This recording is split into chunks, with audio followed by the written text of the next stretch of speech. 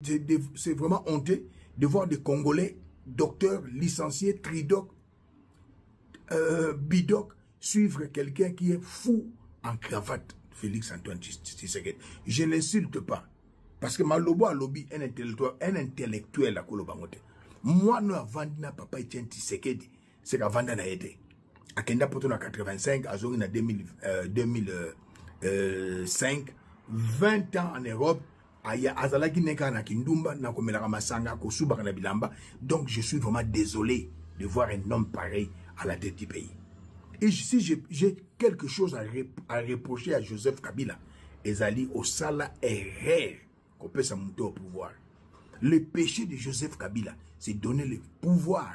Le plus grand péché à Joseph Kabila, c'est donner le pouvoir à un fou en cravate. Voilà, le plus grand péché. Makamuso Sala Mutulomtolo Badandengenaï. Ponanga, en tant que serviteur de Dieu, qui craint Dieu, le plus grand péché à Joseph Kabila, qu'on peut s'abisso un fou en cravate, un roublard à la tête du pays. Tala le lombo kandenge komi.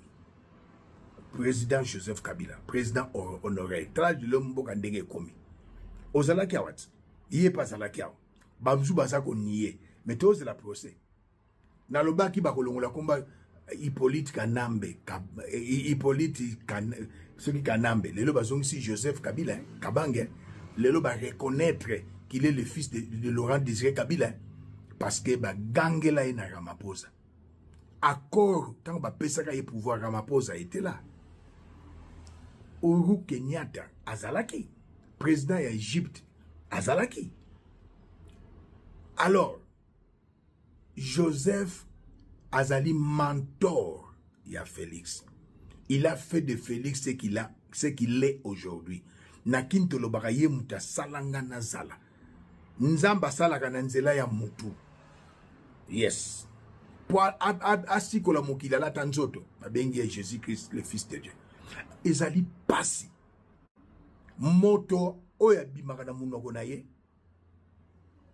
C'est comme si utana mutema na été. Nous allons diriger ensemble, au même titre, au Kangaye, au Nyokolié. Lelo Lingiba Boake Libanda. Est-ce que vous dirigez à le même titre? Au Consul Takaye, mercredi, tu étais de 11h, mercredi, le samedi, jusqu'à 19h. Et pas papa, Moukamba Kadia Tanzemba, le seul patriarche qui nous reste. Azana passé na yamabe na yamalam. Pour la nuit, comme Bandeko. Tu es haineux, tu es rancunier. Roublard. Mais yébaka, le salaire du péché, c'est la mort. Dieu ne laissera jamais les coupables impunis. Tous ceux qui viennent avec des fausses prophéties comme Roger Baka, oh, ça la prophétie contre Kamere, qu'on dit Mabilo Guade, Kamere Benganga, Roger Baka, et nani Robert Biongo Benganga. Je vous pardonne comme moi aussi j'ai été pardonné par le président Joseph Kabila et par le président Moïse Katumbi et leurs épouses.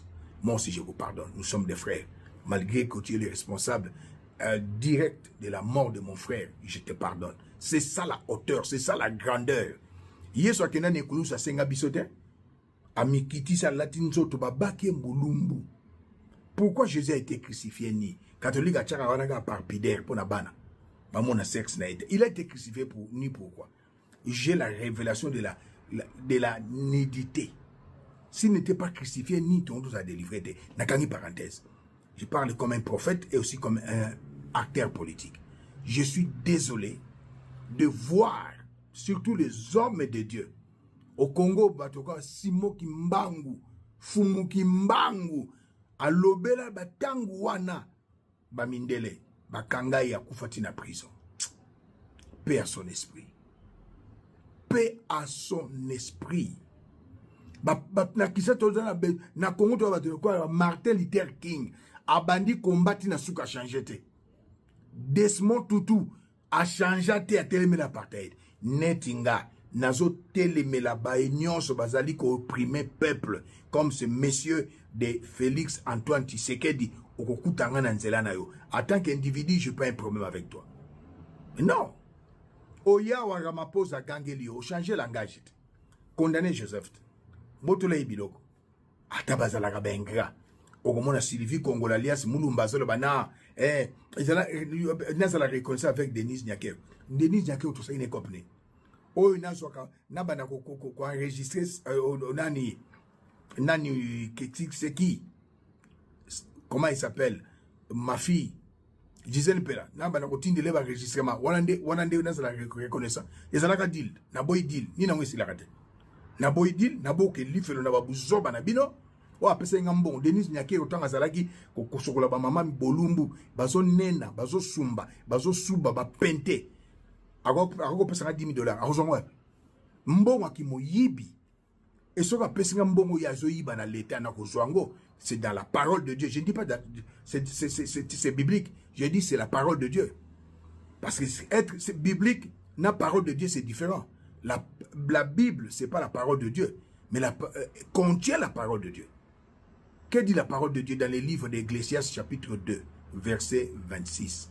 Dieu donne aux pécheurs les soins d'amasser et d'accueillir, comme Denise Nyakeo, la Rwandaise toute, et de donner à celui qui lui est agréable. Moi, je suis agréable à mon Dieu. Il m'a choisi, il m'a établi. Qui es-tu pour juger mon serviteur? S'il tombe, je vais les relever, même cette fois.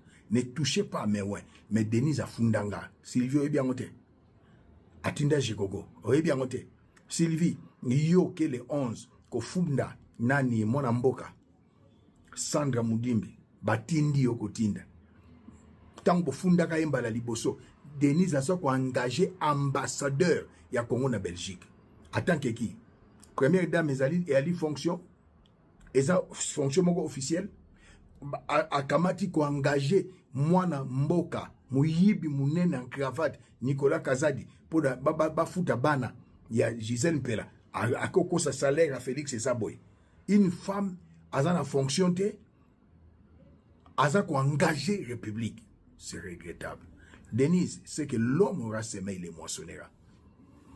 Tu n'es pas la première femme babengi première dame na Congo. Non, même yoku toza maîtresse po Laurent Désiré Kabila tikala ko benga Mama Sifa première dame te abala yete. Yobe abala yote. La tsabiso photo à mariage civil, photo à mariage religieux, tout à bénédiction nuptiale. Il y a civil, mariage civil, coutumier, exacté. Même photo à parents na yo exacté. Une femme mystérieuse. Ah mais non, peuple congolais. Trop c'est trop. Et sengeli ko bima na balabala ko benga na Félix Antoine Tshisekedi. Au moment où je vous parle, mon fils Constant Moutamba, troisième point, est en danger. Premier point dans le but d'accord.